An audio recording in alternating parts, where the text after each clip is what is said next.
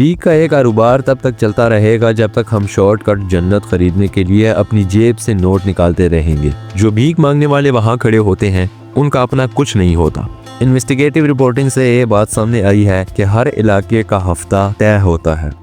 दोपहर की तपती धूप, कराची का सिग्नल हो या दिल्ली का ट्रैफिक जैम, आपकी गाड़ी की खिड़की पर एक हल्की सी दस्तक होती है। बाहर एक औरत खड़ी है जिसकी गोद में एक छोटा सा बच्चा है, बेहोश गहरी नींद में सोया हुआ।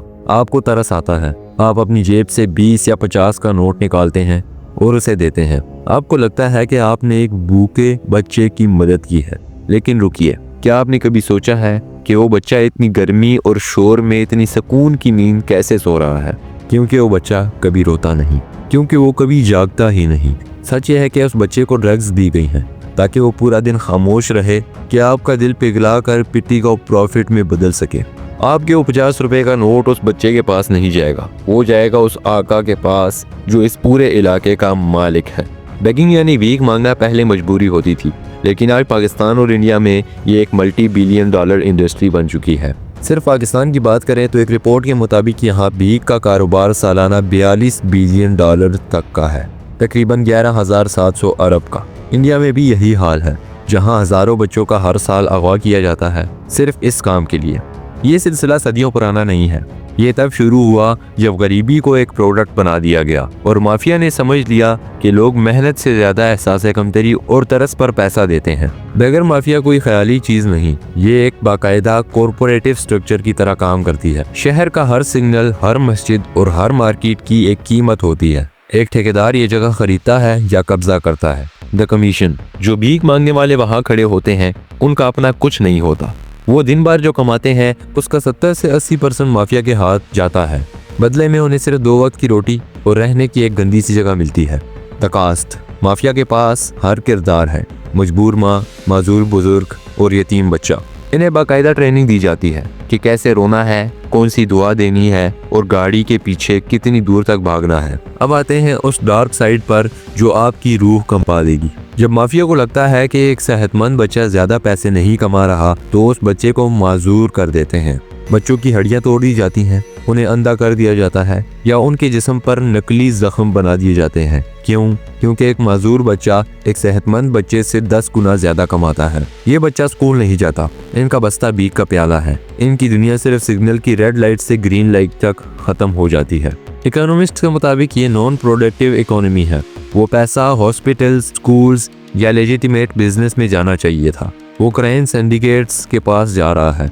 पाकिस्तान में तकरीबन 3.8 करोड़ मतलब के 38 मिलियन पेशावर भिखारी हैं। एक भिखारी दिन में एवरेज 800 से 2000 रुपया कमाता है। अगर आप हिसाब लगाएं तो ये किसी भी मजदूर या फैक्ट्री वर्कर की तनख्वाह से कहीं ज्यादा है। इसलिए यह मजबूरी नहीं, एक लश प्रोफेशन बन चुका है।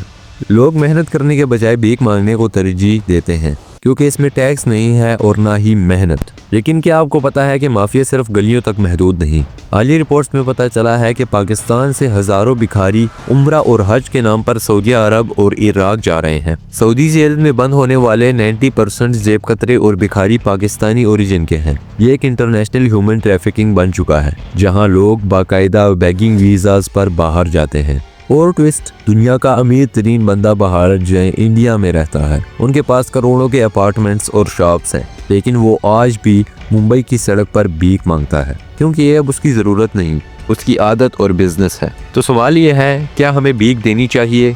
जब आप किसी सिग्नल पर पैसा देते हैं तो आप किसी की मदद नहीं कर रहे होते, आप उस माफिया को फंड कर रहे होते हैं जो बच्चों को किडनैप करती है और उन्हें नशा देती है। आप उस साइकिल को मजबूत करते हैं जो एक इंसान को मेहनत से दूर करती है। अगली बार जब कोई गाड़ी का शीशा खटकाए, पैसे देने के बजाय उन्हें खाना दें या फिर पैसा किसी वेरीफाइड NGO या ईदी फाउंडेशन जैसे इदारों को दें जो इन बच्चों को सड़क से उठाकर स्कूल ले जा सकें। हमारी थोड़ी सी इमोशनल इंटेलिजेंस इस माफिया की कमर तोड़ सकती है। याद रखिए, आपका एक छोटा सा नोट किसी की जिंदगी बचा भी सकता है और किसी का बचपन तबाह भी कर सकता है। फैसला आपका है। ये माफिया बच्चों को लाती कहाँ से है? ये कोई इत्तेफाक नहीं कि हर साल पाकिस्तान और इंडिया में हजारों बच्चे गायब हो जाते हैं। इनका रिक्रूटमेंट प्रोसेस 2 तरह का होता है। पहला, डायरेक्ट किडनैपिंग, रेलवे स्टेशन, बस स्टैंड्स और मेलों, फेस्टिवल से बच्चे उठाए जाते हैं। इन बच्चों के उनके घरों से सैकड़ों मील दूर ले जाया जाता है ताकि वो अपने रास्ता न ढूंढ सकें। दूसरा तरीका और भी खतरनाक है, डेब्ट ट्रैप। माफिया के लोग दूर दराज के देहातों में जाते हैं जहां गरीब किसान कर्ज में डूबे होते हैं। उन्हें चंद हजार रुपए का लालच देकर उनके बच्चे काम के लिए शहर लाए जाते हैं। माँ बाप को लगता है कि बच्चा होटल पर काम करेगा, लेकिन वो भीख की मंडी में बेच दिया जाता है। आप सोचते होंगे कि ये सब खुलेआम हो रहा है, तो पुलिस कहाँ है?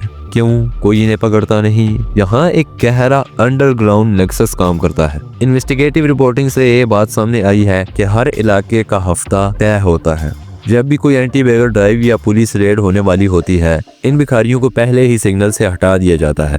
कानून की कमजोरी यह है कि भीख मांगना अक्सर एक बेलेबल ऑफेंसिव होता है। अगर कोई पकड़ा भी जाए तो शाम तक माफिया का वकील या ठेकेदार थाने पहुंचकर जमानत करवा लेता है। ये एक रिवॉल्विंग डोर है, एक दरवाजे से अंदर, दूसरे से बाहर और फिर वही सिग्नल। माफिया सिर्फ जिस्मों से नहीं, दिमाग से खेलता है। इन्होंने हमारे रिलीजियस सेंटिमेंट्स को वेपनाइज कर दिया है। हमें सिखाया जाता है कि सदका बलाओं को टाल रहा है। माफिया को पता है कि जुम्मे के दिन मस्जिद के बाहर या मंदिर के बाहर त्योहार पर लोग दिल खोल कर पैसा देते हैं। वो जानते हैं कि जब आप अपनी गाड़ी में एसी ऑन करके बैठे हैं और बाहर एक नंगे पांव बच्चा धूप में खड़ा है, तो आपका गिल्ट उनका सबसे बड़ा प्रॉफिट मार्जिन है। वो बच्चे को इतना पैथेटिक दिखाते हैं कि आपका दिमाग लॉजिक छोड़कर सिर्फ जज्बात पर फैसला करता है। ये गिल्ट मार्केटिंग का सबसे गंदा रूप है। वक्त बदल रहा है और माफिया भी। अब भीख सिर्फ सिग्नल तक महदूद नहीं, अब शुरू हो चुका है डिजिटल बेगिंग। सोशल मीडिया पर फेक मेडिकल रिपोर्ट्स, कैंसर के झूठे मरीजों की वीडियोस और QR कोड्स शेयर किए जाते हैं। व्हाट्सएप ग्रुप्स में इमोशनल मैसेज फैलाए जाते हैं। ये माफिया अब व्हाइट कॉलर हो चुकी है। इनके पास कॉल सेंटर्स हैं जहां से लोगों को फंड रेजिंग के नाम पर कॉल की जाती है। तो क्या इसका मतलब है कि हम इंसानियत छोड़ दें? हरगिज़ नहीं। इसका मतलब है इमोशनल गिविंग नहीं, बल्कि स्ट्रेटेजिक गिविंग है। Investigate before you donate. अगर कोई बच्चा माजूर है तो उसे पैसा देने के बजाय करीबी चाइल्ड प्रोटेक्शन ब्यूरो या किसी ऑथराइज्ड NGO को कॉल करें। अगर आप वाकई ही किसी की मदद करना चाहते हैं तो किसी गरीब बच्चे की स्कूल की फीस अदा करें, उसे सड़क से उठाकर क्लास में बिठा दें। Report the mafia. अगर आपको किसी सिग्नल पर बार बार वही ठेकेदार दिखाई दे जो भिखारियों को ड्रॉप कर रहा है, तो उसकी वीडियो बनाएं और सोशल मीडिया पर अथॉरिटीज को टैग करें। भीख का एक कारोबार तब तक चलता रहेगा जब तक हम शॉर्टकट जन्नत खरीदने के लिए अपनी जेब से नोट निकालते रहेंगे। जिस दिन हमारी हमदर्दी लॉजिक के साथ मिल गई, उस दिन इन आकाओं की दुकान बंद हो जाएगी। अगली बार जब वो आपकी गाड़ी की खिड़की पर आए तो याद रखें, आपका दिया हुआ 20 रुपए का नोट उसकी जिंदगी का सहारा नहीं, उसकी जंजीर बन सकता है। जंजीर को तोड़िए, नोट को नहीं।